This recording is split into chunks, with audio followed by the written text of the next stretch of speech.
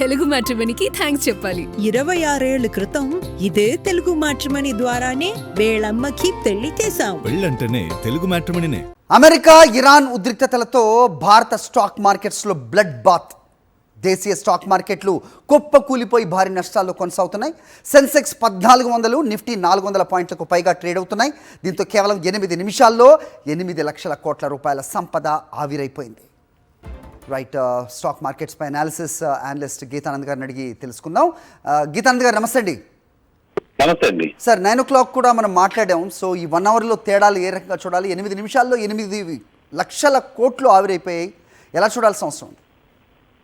Morning 9 to 9:07 pre market session ఏదైతే జరుగుతుందో ఆ సమయంలో త్వరగా కూడా 8 లక్షల కోట్లు ఆవిరైపోయి మార్కెట్లు ఓపెన్ అయ్యే సమయానికే భారీ నష్టంలోకి వెళ్ళిపోయింది.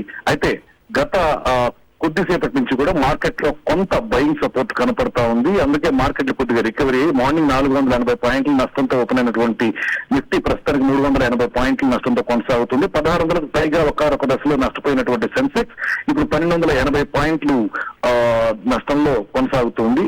అయితే ఈ రోజు ఎక్కువగా కూడా రోలర్ కోస్టర్ రైడ్ లా ఉండేటువంటి అవకాశం ఉంటుంది. వీలైనంత వరకు కూడా మా నిఫ్టీ 23,800 స్థాయికి దగ్గర గట్టి అవరోధాన్ని ఎదుర్కొనేటువంటి అవకాశం ఉంటుంది. ఆ అవరోధ స్థాయి నుంచి కూడా మళ్ళీ సెలాన్ రైజ్ మోడ్లోకి ట్రేడర్స్ వెళ్లేటువంటి అవకాశం ఉంటుంది. అక్కడి నుంచి పతనమైనటువంటి ఛాన్స్ ఉంటాయి. 23,800 స్థాయిని కనుక దాటగలిగితేనే ఏదైనా పాజిటివిటీ ఉంటుంది. సో ప్రస్తుతానికి మార్నింగ్ సెషన్ లో మాత్రం ఒక 1 hour లో మనకి కొనుగోలు మద్దతు కనిపించడం కొంత ఆశాజనకమైనటువంటి పరిస్థితి క్రియేట్ చేసింది. అయితే 23,800 స్థాయి కీలకంగా వ్యవహరించనుంది. అయితే క్రూడ్ ఆయిల్ ధరలు ఈ రకంగా అనిశ్చితికి లోనవ్వకూడదనే ట్రంప్ కొన్ని వేల బ్యారెళ్ల ముడి చమురును రిలీజ్ చేశారనే వార్త మనం నిన్న చూసాం. దాని ఇంపాక్ట్ పెద్దగా కనిపించట్లేదు అనుకోవచ్చా? ఖచ్చితంగా అయితే మార్కెట్లు ఆ న్యూస్ ని అంత సీరియస్ గా తీసుకున్నట్టు మనకు కనబడట్లేదు.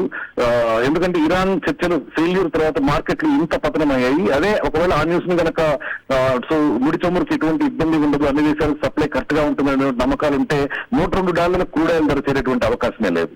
సో ట్రంప్ ఈ రోజు తీసుకున్నటువంటి నిర్ణయం రేపు ఎలా ఉంటుంది అనేది ఎవరికి తెలియని పరిస్థితి. అందుకే మార్కెట్లు దాన్ని పట్టించుకున్నట్టుగా కనపడట్లేదు. హరి గారు, రైట్. అంటే మార్కెట్ నుంచి అందరూ కూడా విత్డ్రా అవ్వాల్సిన సమయం ఇది అనుకోవాలా? లేదంటే ఒకంత భయం అయితే నెలకొంది, కోవిడ్ నాటి బ్లడ్ బాత్ మళ్ళీ చూస్తాం అనేది ఒకటి వినిపిస్తోంది. గీతానంద్ గారు, do you have to add anything to that please? మార్కెట్లు మామూలుగా 10% హై నుంచి కరెక్ట్ అయినప్పుడు బేరిష్ గ్రూప్ లో చిక్కున్నాయి అన్నటువంటి భయాందోళనలు ఎప్పుడు ఉంటాయి. దాంతోపాటు పతనం అవుతాయన్నటువంటి భయమే ఎక్కువగా కూడా మార్కెట్స్ లో మరింత సెలాఫ్ కి కారణం అవుతూ ఉంటుంది. జనరల్ గా ఇటువంటి సమయంలో రీటైల్ ఇన్వెస్టర్స్ ఎగ్జిట్ తీసుకుంటారు. వీక్ హ్యాండ్స్ అంతా కూడా ఎగ్జిట్ తీసుకుంటాయి. కానీ స్ట్రాంగ్ హ్యాండ్స్ ఈ సమయంలోనే కొనుగోలు మొదలు పెడతాయి.